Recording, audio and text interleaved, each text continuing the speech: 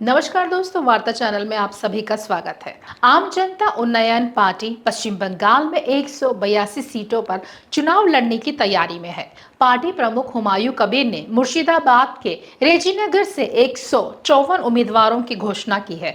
कबीर स्वयं रेजीनगर और नौदा से चुनाव लड़ेंगे, जबकि पूनम बेगम भवानीपुर से ममता बनर्जी और शुवेंदु अधिकारी को चुनौती देंगे। पश्चिम बंगाल के मुर्शिदाबाद में आम जनता उन्नयन पार्टी के प्रमुख हुमायूं कबीर ने कहा है कि मुर्शिदाबाद के रेजीनगर में बंगाल भर के अलग अलग निर्वाचन क्षेत्रों से 154 उम्मीदवार चुनाव लड़ेंगे। उन्होंने कहा है कि मैं रेजीनगर और नौदा विधानसभा क्षेत्रों में चुनाव लड़ूंगा और पूनम बेगम भवानीपुर से मुख्यमंत्री ममता बनर्जी और विपक्ष के नेता शुवेंदु अधिकारी के खिलाफ चुनाव लड़ रही है।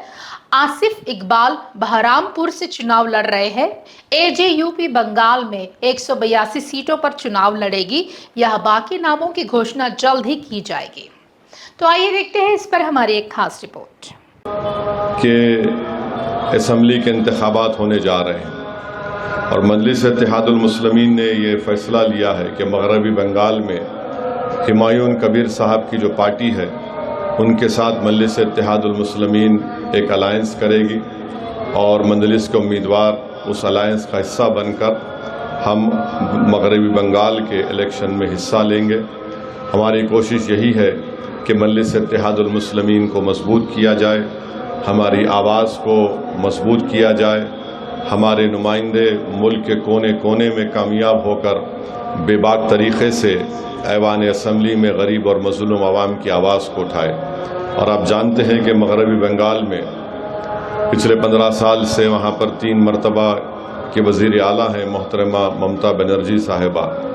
आपको जानकर हैरत होगी और ताज्जुब होगा कि क़रीब 30% वहाँ पर मुस्लिम अक़लियत की आबादी है और 5 लाख के करीब बैकवर्ड क्लास के सर्टिफिकेट को कैंसिल कर दिया गया, जिसमें ज़्यादातर मुसलमानों के बैकवर्ड क्लास सर्टिफिकेट हैं। बहुत से नाइंसाफ़ियों की कहानियाँ और दास्तानें भी हैं जो ये लोग सिर्फ सेकुलरिज़म के नाम पर वोट तो हासिल करते हैं, मगर जहाँ पर मजलिस हिस्सेदारी की बात करती है, जहाँ पर मजलिस शराकतदारी जमहूरियत की जो बात हमारे बुज़ुर्गों ने की थी उसको अमल करने का मुतालबा करती है, तो इनको बड़ी तकलीफ़ हो जाती है।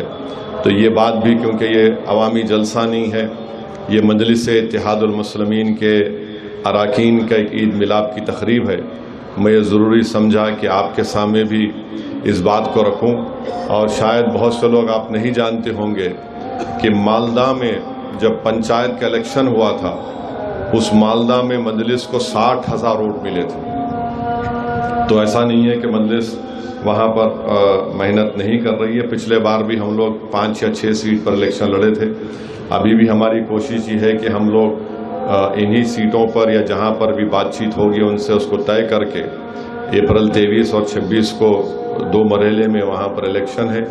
तो ये हमारी कोशिश होगी और आप अल्लाह से दुआ भी करिए कि हम लोग अपनी इस कोशिश में अल्लाह हमको कामयाब और कामरान करे।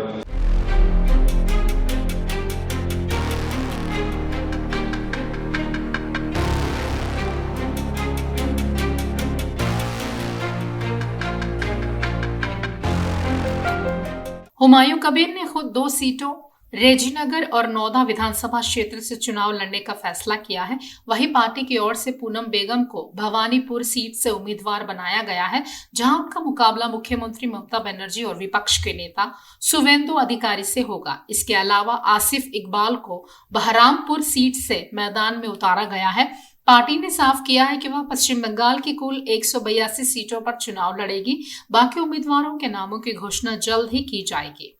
ऑल इंडिया मजलिस इत्तेहादुल मुस्लिमीन एआईएमआईएम के प्रमुख असदुद्दीन ओवैसी ने रविवार को एक अहम राजनीतिक फैसला लेते हुए ऐलान किया है कि उनकी पार्टी आगामी पश्चिम बंगाल विधानसभा चुनाव गठबंधन में लड़ेगी। इस बार एआईएमआईएम ने हुमायूं कबीर की आम जनता उन्नयन पार्टी के साथ हाथ मिलाने का निर्णय लिया है। गठबंधन की घोषणा करते हुए ओवैसी ने कहा है कि पश्चिम बंगाल चुनावों को देखते हुए उनकी पार्टी ने एजेयूपी के साथ मिलकर मैदान में उतरने का फैसला किया है।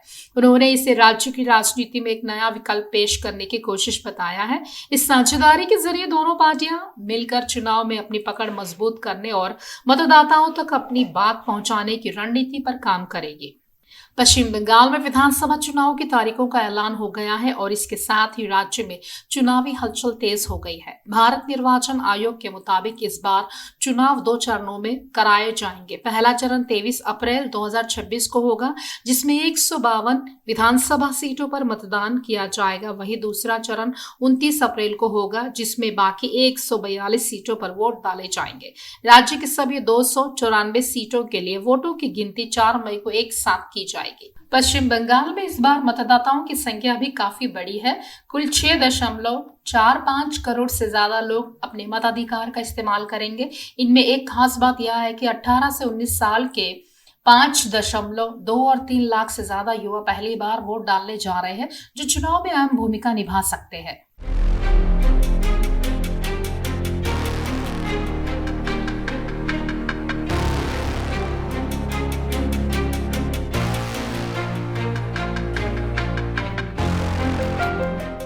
खास खबरों के लिए देखते रहिए वार्ता चैनल।